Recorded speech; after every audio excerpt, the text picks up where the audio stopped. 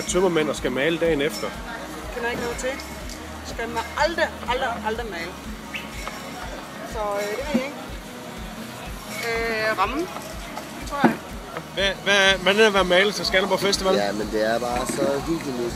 Ja. Det er så hyggeligt, for man sidder bare og maler med en pensel. Og så, når man er færdig med at male med en pensel, eller mens man maler med en pensel, så drikker man nogle af dem her. Man kan stille dem her, og man kan male lidt her, og man kan også male lidt der. Jamen tak, tusind tak.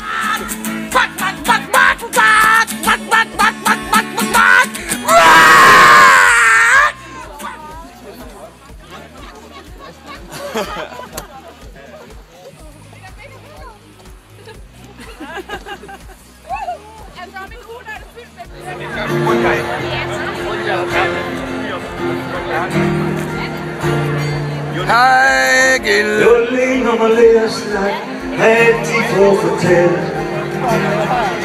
Lige meget hvad jeg prøver at sige, gik det håbløst galt. Først så kunne vi godt tænke os at give dig en lille gave. Vi har en fantastisk dygtig dreng på holdet, og jeg ved, at du elsker det. Jeg elsker dig! Jeg elsker dig! Og derfor så er det på sin plads til den gave. Det er nemlig din. Du har virkelig elsker de drenge, og jeg ved det. Derfor så er det bare en ære, at de dygtige drenge bliver lavet noget til dig.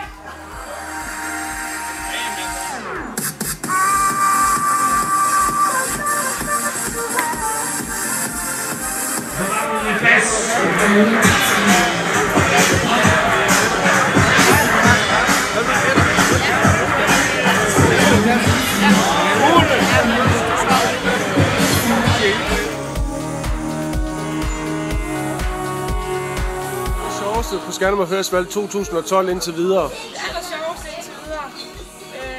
Jeg tror desværre, at det må blive ham professorbuden med pikken i næsen. Eller i næsen.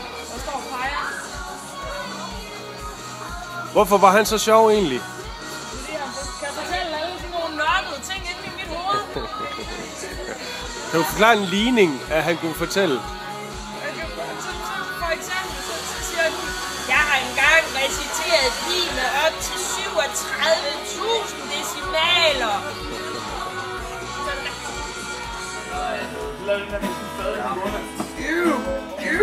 Det her det er klamt. Så kigger det nu. Hvad fik du kæreste? Ja, lækker. Det skal man undgå. Så er det det rigtige sted, det skal man bare undgå. Kan du komme med børn ud? Jeg bruger en uge. Ej, jeg håber det er godt for dig. Jeg håber det er lige så godt for dig. Nej, jeg har ikke.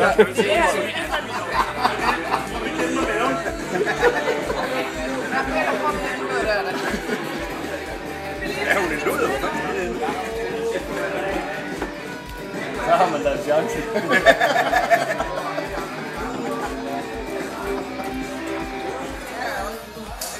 Ej, er det ikke nemmere at smide 20 år i basement?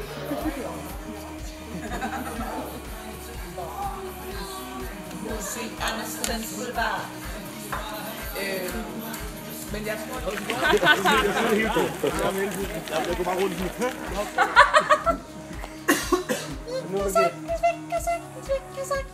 Kjoler, det er faktisk kun en kjole, der skal syes med et par nåler. Hvis ingen er